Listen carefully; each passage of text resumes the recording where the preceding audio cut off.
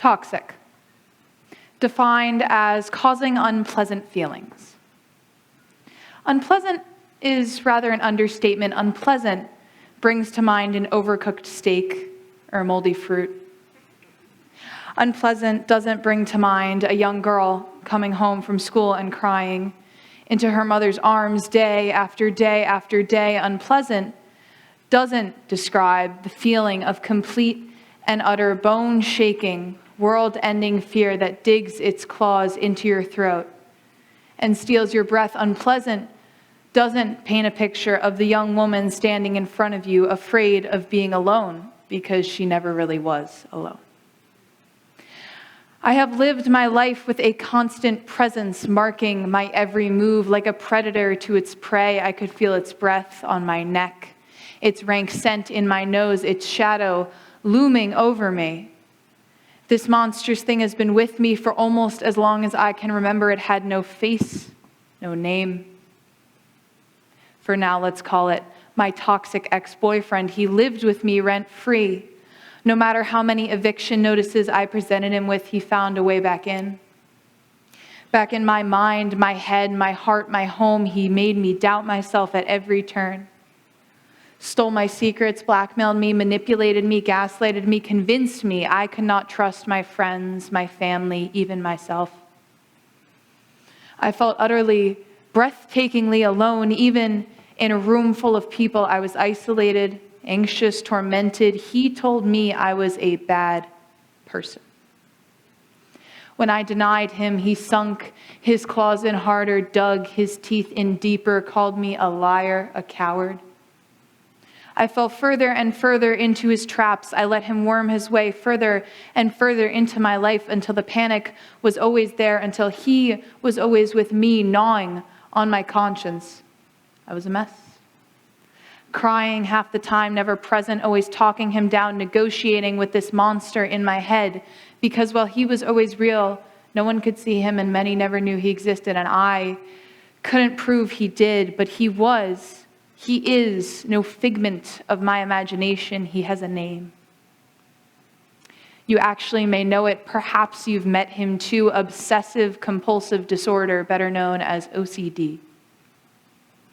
OCD is the voice in my head that tells me every stray thought I have is wrong. OCD is a mental disorder, but to me in 1st and 6th and 8th grade, he was nameless, a shadow hunting me, haunting me.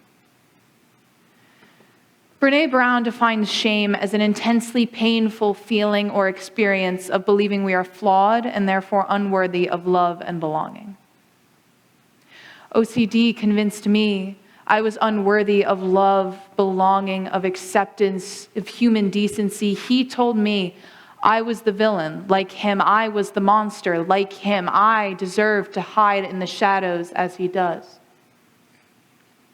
And so, I chose to suffer quietly. I chose to suffer alone. I put off seeking help, and there were so many reasons. I thought sometimes the voice quiets itself, so it must be gone for good. I worried if I go to therapy, I will have to take meds, and there really will be something wrong with me. I feared, or worse, the voice is right, and I'm a bad person.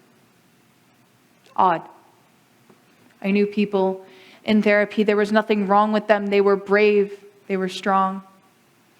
But I was the friend, the family member, the person others came to. I was supposed to be the one that was okay. My problems weren't valid. There was no name, no diagnosis, no physical signs. I wasn't suffering as bad as my friends because I could hide my pain, and I couldn't share it because I didn't deserve to, because they were suffering worse than I was. I wasn't suffering too badly. I was fine. Fine in a neat little cage of guilt and shame I had built for myself with the bars OCD handed me, but I wasn't fine. Eventually, my parents put me in therapy. I was terrified. I didn't want to reveal my fears to a stranger. I didn't want to unmask my shame. I didn't want a diagnosis. I didn't want to not be okay. I didn't want to need help. But I did. And looking back, my first therapist wasn't great for me. She didn't push me enough, and I was too afraid to be fully honest. But I got distance from my stressors, and for one glorious summer, I was fine. I stopped going to sessions when she stopped responding to my emails and convinced myself all was right with the world, all is right with me, nothing is wrong with me, I don't need help anymore, I'm fine. But when school and the anxiety that comes with it began again, I slipped and fell. And I didn't have things to fall back on, so I hit the ground hard and struggled with the toxic ex-boyfriend that had crawled his way back into my life. I thought it had all been for naught. I hadn't taken away any lessons or tools. There had been in my mind no point in going to therapy, but there was. I had learned something life-changing. I had learned it is not only or just okay to ask for help, it is smart. It is critically important to be able to recognize when you need support and to know to ask for it. That is a wonderful, brave, beautiful thing to do. So I plucked up my courage and I asked my parents for help. We found another therapist, a better one who understood what I was going through, one with whom I feel comfortable being honest. And I opened up, and it was hard and it was scary and it was uncomfortable, but after I did it, I felt free. OCD had isolated me, convinced me no one else dealt with what I did. He told me I was alone, but I wasn't. There are many people who struggle as I did, as I do, and may still in the future. A week after my first session, my diagnosis came in, but when I found out, I wasn't upset. I felt lighter. Because there was an explanation. The toxic shadow curling in my mind had a face, had a name. And gradually I learned to face him, and while he still lives with me and bothers me from time to time, his claws can't dig quite so deep and his roar isn't quite so loud anymore.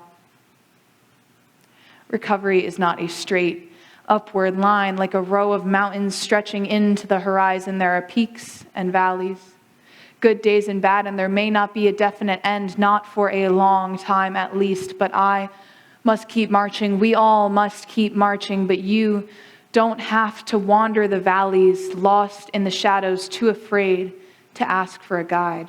I thought I had to hide my OCD, live with him, accommodate him. I thought his presence was my responsibility. I thought I had to deal with him alone. I was alone. I thought I wasn't really suffering. My pain wasn't really valid. I was so scared, and I was so wrong. So to you, my brave and beautiful fighters, this was all for you. I leave you with the knowledge that the bravest thing you can ever do is to ask for help when you're in need. No one worth knowing will think less of you. Hear these words, my plea, and heed. Seek help. Your pain is real and true. And you deserve peace. Thank you.